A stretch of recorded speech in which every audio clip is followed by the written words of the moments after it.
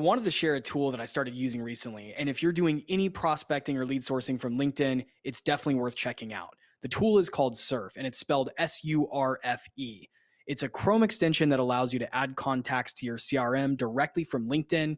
I use it to add contacts quickly, follow my deals, keep track of my notes, and it's actually saved me a bunch of time. The data is always 100% accurate because I don't have to copy and paste each detail from each contact over to my CRM.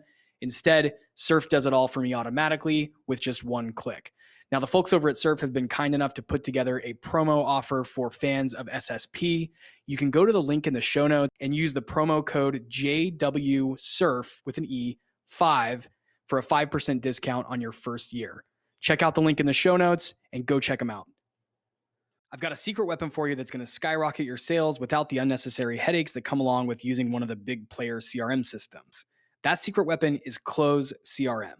Now, let's face it. We've all been there. We've used a clunky, confusing system that kind of makes you want to throw your laptop out the window. Well, fear not. Close is here to save your time, money, and sanity. Close has all of the powerful sales tools you need, minus the drama, to manage your leads, track your deals, and crush your targets effortlessly. It has calling, emailing, SMS, multi-channel sequences, and it even has meeting tracking built right in. It's easy to set up and implement. You can stop screwing around with CRMs that aren't built for you and start selling and managing customers today. You can start a free trial using the link in the show notes, special for SSP fans.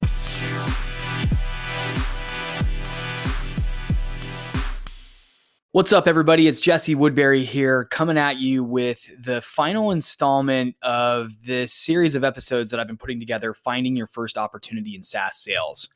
So it's been a couple weeks between holidays, vacations. I had some family in town and a number of other things going on, including a really large deal to get secured. Let me get you all caught up. I've been kind of busy and haven't posted any new episodes in a while. So I want to just recap the last two episodes in this series on finding a role, breaking into the field, getting your first job in software sales. So in the first two episodes, we talked a little bit about your geo, but also that in this day and age, it's not as important that you're in a specific city, as there are a lot of remote opportunities right now in the software industry. So we spoke about that. We spoke about how to sort of narrow down your search for the right company. I believe we talked about the difference between working in a larger company versus a smaller startup. Those are two different things, two different types of roles. And it's important to think about which of those paths you'd like to start on. It's okay if you switch later, but for your first role, I think it does matter what size organization you start in. And we talked a little bit about who you might want to serve. And when I say serve, is essentially your buying audience. What kinds of businesses do you want to sell to? What kinds of contacts do you want to work with? Is there something you're passionate about? Maybe that's development, maybe it's marketing, maybe it's operations. So we talked a little bit about that as well. I shared a few resources on how to find those jobs. And now in this final installment, we're going to talk about a few tips and tricks that I utilize once I've sort of got an opportunity on the hook. And this is especially helpful for me early on because there's certain questions you can ask. There's certain things you can do to really set yourself apart. So a few things, and I'm going to share first a couple of questions that I always ask in interviews. So once you've got the right opportunity on the hook, here's a few questions that you can sort of ask. And I know we covered a couple questions last time around specifics around the dynamics of the team, because it's important to ask a lot of questions when you're interviewing for one of these roles, because you want to make sure you're getting yourself into a good first role, the right selling environment, the right culture. It can really vary depending on the company, and you want to make sure that you have a good first experience if you are getting into this industry. I know a lot of folks that haven't. I've also, had some good and bad experiences depending on the company I've landed at. But here's a few questions, beyond the questions you can ask in the first interview around how much of the team is performing, what are the expectations and things like that. Here's a few that I always go to, even now in my role. I always ask these questions, and I've found that they've been extremely helpful in setting myself apart as a candidate. But they're also super telling as questions in terms of, who the leadership is, how well the hiring manager, has span of control over what's going on. These are just really telltale questions, but they'll also posture you as the candidate as someone who can ask insightful questions and really legitimately is trying to figure out if there's a fit. And if you haven't figured it out, those are really important skills in selling too. So it's a double whammy there. It's killing two birds with one stone. So if you can master some good questions like this, you'll also set yourself up to be a really great seller, because that's really what discovery and qualifying leads is all about, is really being able to ask great questions and understand where pain is. So here's a few examples. This is my all-time favorite question. I always get a really strong reaction when I ask this in a job interview, and that's, a year from now, how will I know that I've succeeded in this role?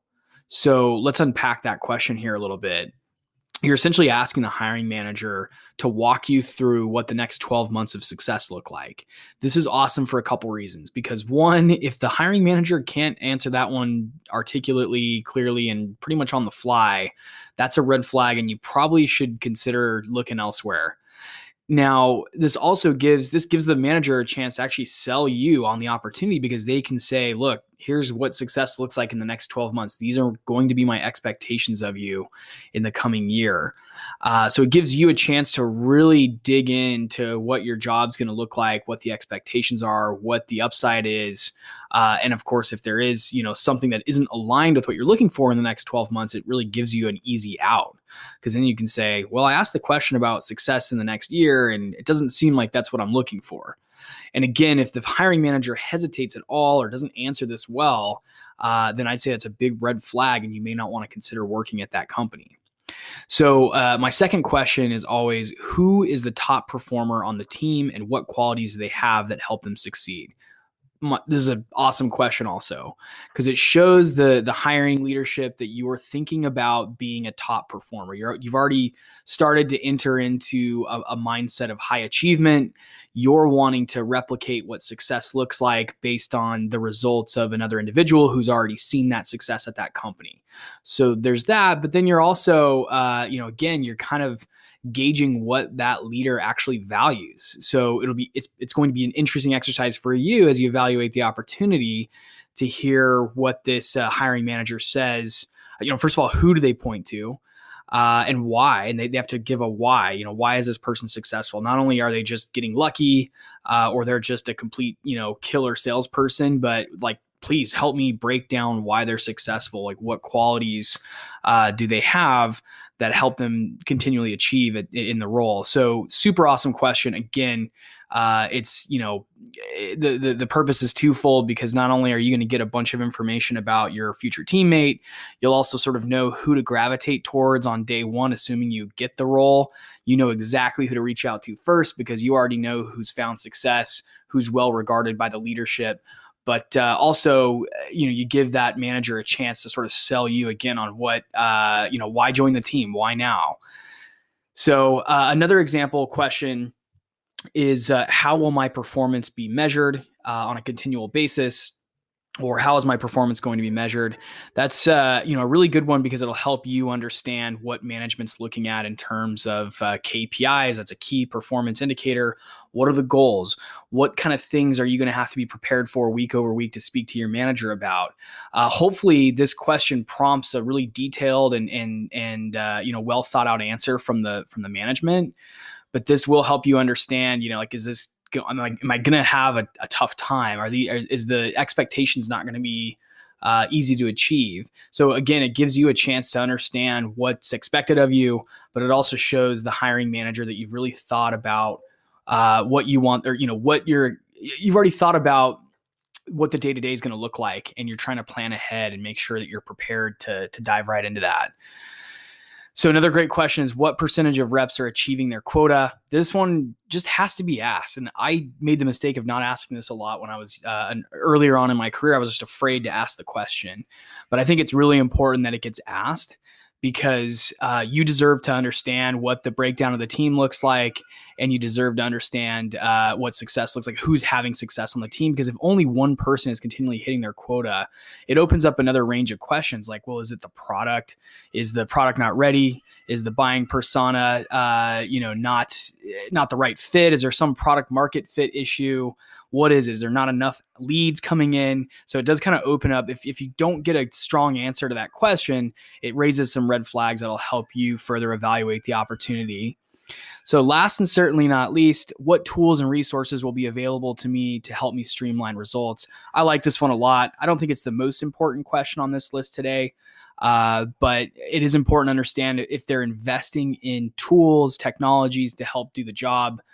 It'll be a real red flag if there's not any investment taking place into that, because I do think it's important that leadership is investing in tools and training.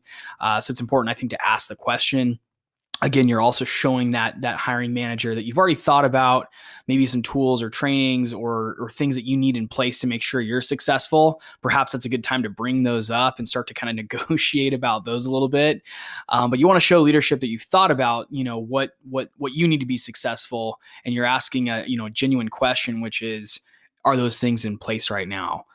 So those are some examples of questions you can ask once you've got a couple of interviews lined up and you're trying to help, you're trying to further vet out the right opportunity for you. These questions will help you really understand the roles you're going after. You'll understand a bit more about who the leadership team is, what they're about, what their expectations of you are, and frankly, what success looks like to them. So hopefully these are helpful. Good luck to you. This, again, being the final installment of this short series of how to break into SaaS. Reach out with any questions you have. I'd be happy to help point you in the right direction. And, at the very least, it'd be great to connect, because if there's any openings that I'm aware of or any opportunities I'm aware of, I'd love to help, place individuals in those roles. So best of luck to you, and have a great 2021.